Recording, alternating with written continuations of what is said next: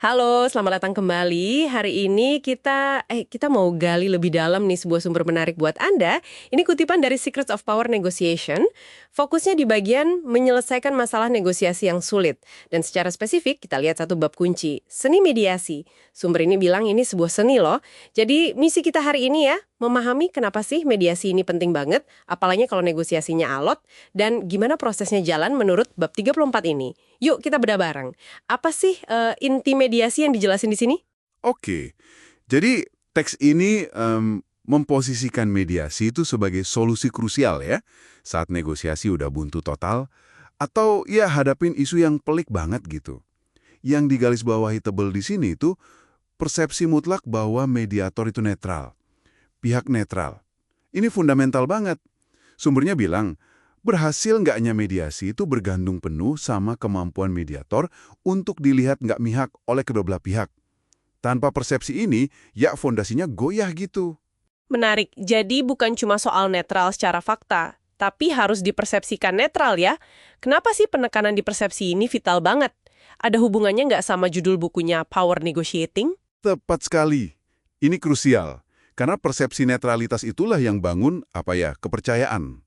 Nah, dalam konteks power negotiating, kebuntuan itu kan sering terjadi karena dua pihak sama-sama pegang posisi kuatnya, saling curiga, gitu. Mediator netral itu fungsinya yang ngebongkar kebuntuan kekuasaan, power deadlock ini. Kalau pihak yang berkonflik percaya mediator nggak punya agenda lain, nah mereka jadi lebih mau gitu. Sedikit nurunin pertahanan, bagi informasi sensitif, dan yang paling penting, ini ditekankan banget di teksnya, menunjukkan kemauan buat kompromi. Tanpa kepercayaan ini, ya mediasi hampir pasti gagal deh. Makanya kemampuan menghadirkan pihak ketiga yang dipercaya ini jadi penting banget. Paham. Jadi netralitas itu kayak kunci pembuka pintu kepercayaan ya, biar bisa geser dari posisi kaku. Terus gimana proses mediasi ini dijalankan menurut bab ini? Kayaknya butuh struktur yang jelas ya. Banget, sangat terstruktur. Sumber ini ngasih beberapa langkah kunci. Pertama, ada kontak awal.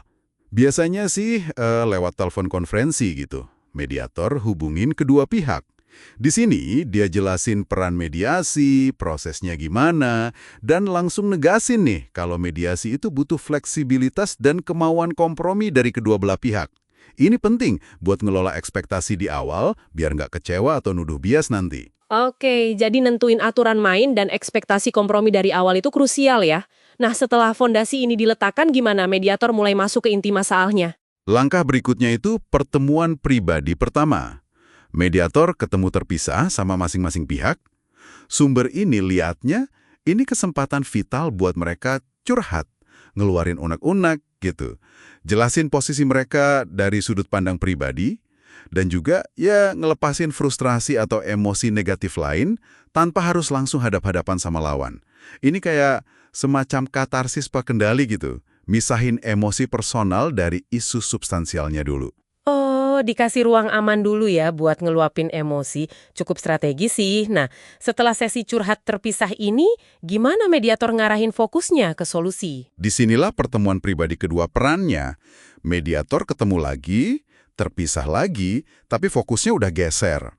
Kali ini tujuannya lebih dalam, gali opsi-opsi penyelesaian yang mungkin.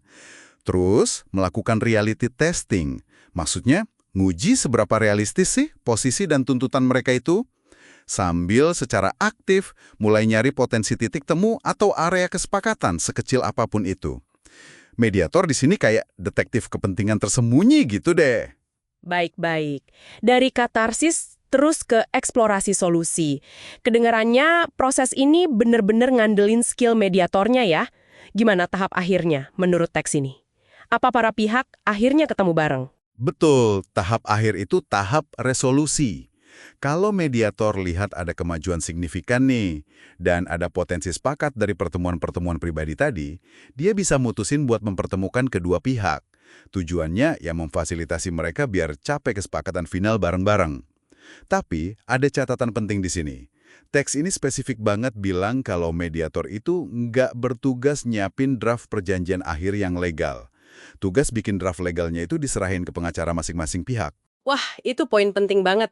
Mediator jaga jarak ya dari aspek legal formal kesepakatan itu.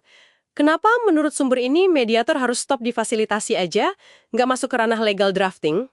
Teks ini menekankan ini buat jaga netralitas absolut mediator sampai ya detik terakhir, kalau terlibat nyusun dokumen legal, itu bisa aja nimbulin persepsi keberpihakan sekecil apapun interpretasinya, atau malah bisa nyeret mediator ke tanggung jawab hukum kalau ada masalah nanti.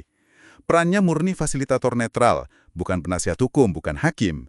Mereka bantu para pihak nemuin solusi mereka sendiri, bukan ngasih solusi atau dokumen legalnya. Jelas banget perannya. Oke, jadi apa artinya ini semua buat Anda yang denger ini? Kenapa pemahaman soal seni mediasi ini relevan, terutama dalam konteks negosiasi yang alot gitu? Pemahaman ini penting banget, karena nunjukin kalau selalu ada jalan keluar yang terstruktur gitu. Bahkan buat konflik yang kayaknya udah kusut banget. Apalagi kalau komunikasi langsung udah buntu total. Ini relevan nggak cuma buat negosiasi bisnis formal aja sih, tapi ngasih kita kerangka berpikir lah tentang penyelesaian sengketa secara umum. Ini nunjukin kekuatan luar biasa dari dialog yang difasilitasi pihak ketiga yang netral, yang dipercaya. Yang bisa bantu pihak bertikai lihat melampaui posisi kakunya. Fokus ke kepentingan bersama yang mungkin terkubur di bawah emosi sama ego. Ini beda banget sama arbitrase ya, yang juga dibahas di sumber ini. Kalau arbitrase kan pihak ketiga justru bikin keputusan yang mengikat. Mediasi itu memberdayakan para pihak buat punya solusi mereka, arbitrase ngambil alih keputusan itu. Nah, pentingnya di pemberdayaan ini. Oke, jadi rangkuman dari sumber ini, mediasi itu proses fasilitasi yang netral dan terstruktur, sebuah seni karena butuh keahlian bangun kepercayaan dan mandu dialog, dirancang buat memberdayakan pihak-pihak yang konflik biar capai kesepakatan mereka sendiri. Jadi alat penting banget pas negosiasi standar udah mentok. Betul. Dan sebagai pemikiran penutup nih buat Anda renungkan, seberapa sering sih prinsip inti mediasi ini, misalnya, dengerin aktif buat benar-benar paham, bukan cuma nunggu giliran ngomong. Nyoba lihat situasi dari kacamata orang lain, walau kita nggak setuju, dan nyari solusi bareng, mungkin dengan bantuan mediator informal gitu, yang netral dan dipercaya. Seberapa sering prinsip ini bisa diterapin dalam perselisihan sehari-hari Anda, di kantor atau di rumah gitu, bahkan tanpa proses formal. Ya, sebuah refleksi aja tentang gimana kita bisa navigasi konflik dengan lebih konstruktif.